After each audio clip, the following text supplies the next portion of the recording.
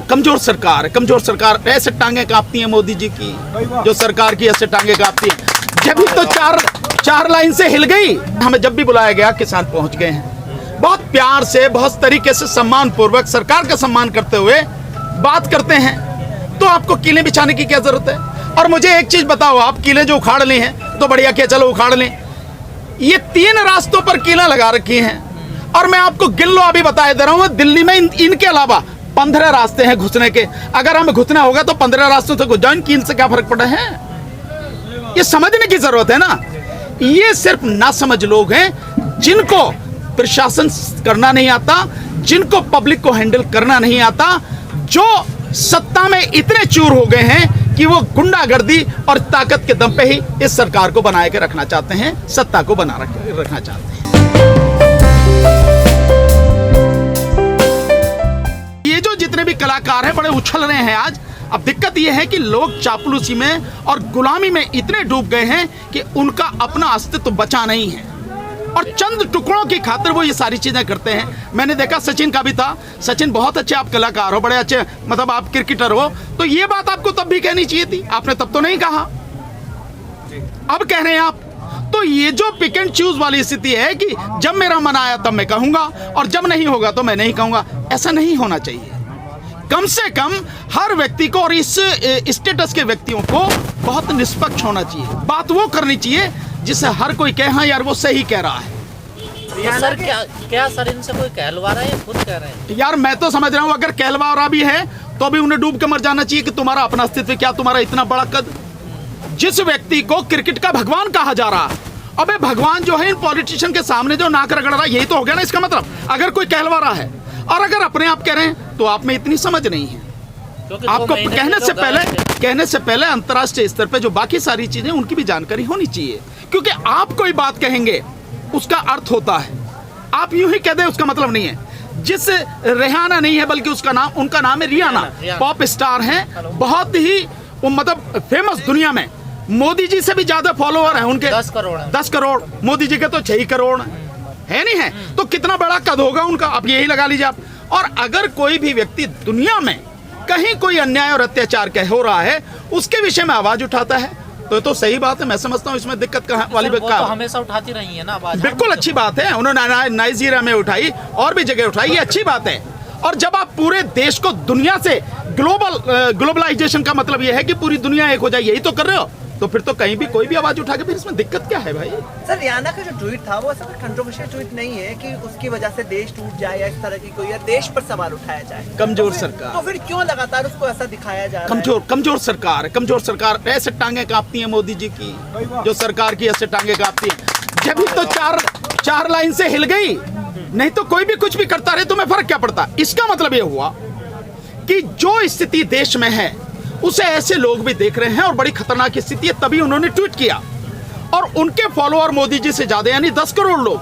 तो एक व्यक्ति के इतने बड़े फॉलोअर हैं, स्वाभाविक है अगर उसने कोई बात की है तो उसका महत्व है। इसका मतलब पूरी दुनिया में एक भावना बनेगी, एक विचार बनेगा, एक संदेश जाएगा कि भारत में किस तरह से अन्याय हो रहा है, किस तरह से अत्याचार हो रहा है। उनकी अपनी ही सरकार अन्नदाता पर किस तरह के जुल्म ढा रही है। इसलिए सरकार कांप रही है, सरकार डर रही है, अंतर्राष्ट्रीय माहौल सरकार के खिलाफ जाएगा। सोशल मीडिया पे ट्रेंड कराने की एक कोशिश हो रही है कि कांग्रेस ने रियाना को खरीद लिया है, उसको फंड किया है। सर देखो, मैं रियाना जो कई 100 करोड़ की मालिक, मतलब कई लाख करोड़ की जो मालिक है, उस पर इस तरह के नहीं, मैं समझता हूँ चुनाव नहीं जीत पा रही, ईवीएम नहीं खरीद पा रही, वो तो रियाना मतलब चुनाव जिताएंगे यहाँ पे। देखिए बीजेपी की मुसीबत क्या है, जब उसे राजनीति करनी हो तो उसके पास 2 ही चीजें हैं, या तो हिंदू मुस्लिम और या जो है कांग्रेस करवा रही है, और कुछ नहीं है। इसके अलावा कभी कुछ नहीं बोलते वो। तो ये उनकी मजबूरी है, उनके पास कुछ है भी नहीं कहने को। तो मैं समझता हूँ इन सारी चीजों से आप कितना ही ट्रेंड करा लें, ट्रेंड कराने से कुछ फर्क नहीं पड़ता। जो जमीनी हकीकत है वो बिल्कुल उलट है, और वो जमीनी हकीकत आज की तारीख में इस देश में इस मोदी सरकार के अगेंस्ट में है। 80% से ज्यादा इस देश के लोग आज की तारीख में मोदी सरकार के अगेंस्ट में हैं। तो ये सरकार को समझना चाहिए। और जो आप ये कीलें गाड़ रहे हो, मतलब जैसे हम कोई विदेशी आ गए, अबे इतनी कीलें चाइना पे गाड़ी होती है ना, चाइना वाले बॉर्डर पे, तो कम से कम हमारे 20 जो जवान है वो शहीद नहीं होते। धन्यवाद। कपिल मिश्रा से लेकर नंदकिशोर लगातार बयान दे रहे हैं सर, और बयान जो है वो कंट्रोवर्शियल। यार इन कीड़े मकोड़ों की बात मत किया करो, मैं आपसे बार बार कह रहा हूँ। ये सब कीड़े मकोड़े हैं जिनकी बात कर, वो बीजेपी के जो इसी बात के लिए पाले गए लोग हैं कि लोगों को आप गाली दो, और गाली देने से क्या होगा, लोग गाली कई बार चुप जाती हैं तो इससे माहौल खराब होता। आप प्रतिक्रिया दोगे, कुछ कहने की जरूरत नहीं है। आप वो माहौल खराब करना चाहते हैं, हम माहौल खराब नहीं होने देंगे, क्योंकि हम 72 दिन से लगातार शांतिपूर्वक तरीके से आंदोलन कर रहे हैं। आगे जब तक भी चलेगा बहुत ही शांतिपूर्वक तरीके से हम आंदोलन करेंगे। हम कानून को मानने वाले हैं, संविधान को मानने वाले हैं, और हम इस देश को तरक्की के रास्ते पर ले जाने हैं, और तभी संभव होगी जब देश में शांति बनी रहेगी, और हम उसके पुजारी हैं, वही काम कर रहे हैं। प्रधानमंत्री का एक बयान है सर कि आंदोलन के नाम पे देश को बदनाम किया जा रहा है। नहीं, ये तो प्रधानमंत्री कर रहे हैं स्वयं, इसके अलावा तो कोई है नहीं। प्रधानमंत्री, उनकी IT सेल ये बदनाम कर रही है। ये प्रधानमंत्री से पूछ रहे हैं जो कील लगाई गई है ये क्या है? ये मतलब देश के अन्नदाता का इससे बड़ा अपमान कोई होगा? जो आप कर रहे हैं, दुनिया देख रही है। आपने कील लगाई है इतनी बड़ी बड़ी, आपने बैरिकेड लगाई है, आपने दीवार लगा दी है, आपने हाईवेज को तोड़ दिया है, और आपकी पुलिस के सामने ही गुंडे आके हमला कर रहे हैं। तो बदनाम कौन कर रहा है? माननीय प्रधानमंत्री कर रहे हैं, उनकी पार्टी कर रही है, उनकी पार्टी के लोग, उनके संगठन RSS और बीजेपी के गुंडे कर रहे हैं बदनाम। किसान कहां कर रहा है? किसान तो अपनी इस देश को बचाने की लड़ाई लड़ रहा बड़े शांतिपूर्वक तरीके से।